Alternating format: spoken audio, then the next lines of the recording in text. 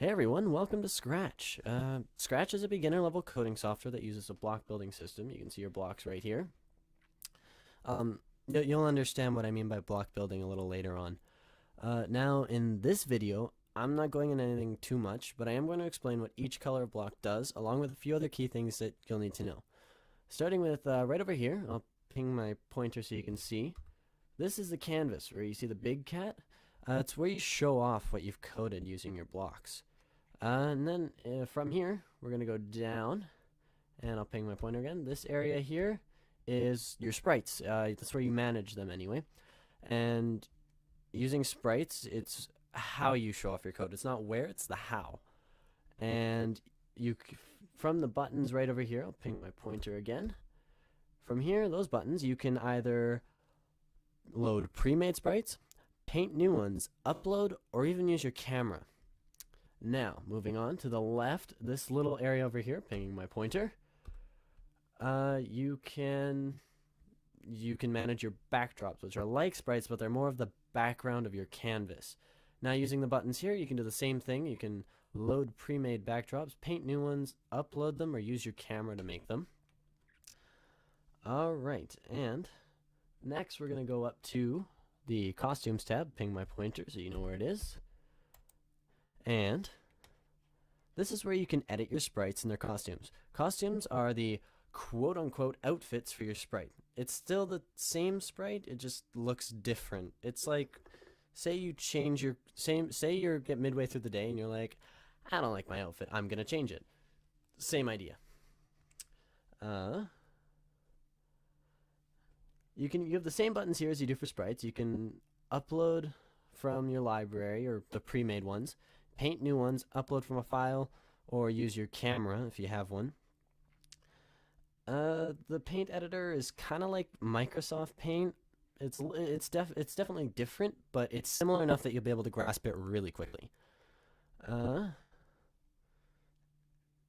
won't be going into this one at all because when I get into my tutorials, all my sprites are going to be pre-made already, so you guys can explore this further if you'd like, but I'm not going to go into it. Okay, next up, the Sounds tab. This here is where you can manage and do basic edits to sound files. You can load pre-made sounds, record new ones, upload files, the whole works. Okay, now on to the interesting part, the Scripts tab. So we'll start here with Motion, the dark blue. This is where you have your scripts related to moving your sprite in various ways. So up, down, left, right, you can rotate, you can move so many steps, you can like move to your mouse pointer or other sprites, you can bounce at the edge, all that fun stuff. Okay, next, looks. Okay, so the looks tab is where you can make your sprites say or think things, hide, show sprites, change your sprite's costume, change color effects, set or change your sprite size, and it goes on and on. It's all about what you can say, do, or what your sprite looks like. That one's pretty simple enough. And now we move on to sounds. In your sound tab, the sound tab is where you play sounds, play preloaded instruments, change volume levels, and change the speed of the music. On to the next one, pen.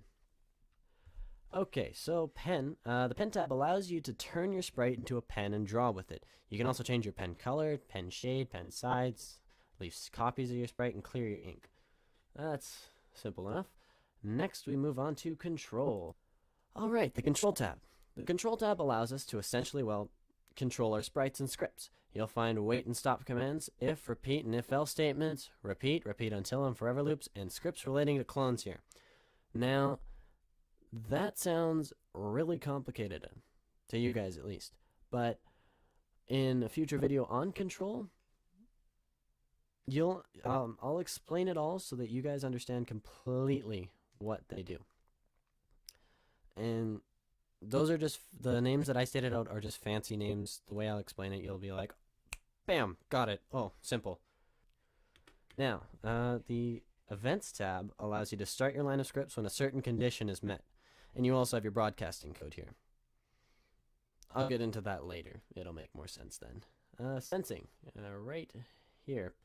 Your sensing, the Sensing tab holds scripts that deal with the interaction between sprites. You also have scripts here that relate to the mouse key presses, questions and answers, video settings, and a timer. Alright, on to the next color, green, operators, right here. Okay, the operators tab is where you can apply math to your code. You can pick random numbers, combine conditions, give options for conditions, and exclude conditions. Once I get into it, everything will make more sense, don't worry. And after operators, we get into more blocks. Now, the more blocks tab allows you to make and define your own blocks. We won't really be using this because you won't really need it. Well, okay, so data, right here. Data allows you to make variables. They are, how do I make this sound well? Imagine you have a box. Now, that box can hold so many of one thing. Now, when I say so many, I mean it's still unlimited, but like you can assign so many items to put into that box, and each item is worth 1 or 0.1 or 10 or whatever you want it to be. And you get to assign it that value, and then you can use that value later. So say you have variable x. Now, if you want to say x has a value of 10. Now, if you say later on you need to call x, it'll recognize that x is worth 10, and it'll use 10 in place of x, although it says x. Alright. Now, I've only gone briefly over the scripts present in Scratch, but in the next 9 videos, I'll be going over every kind of script in more detail, excluding more blocks because we won't be using those. But thanks for watching. See you all next time.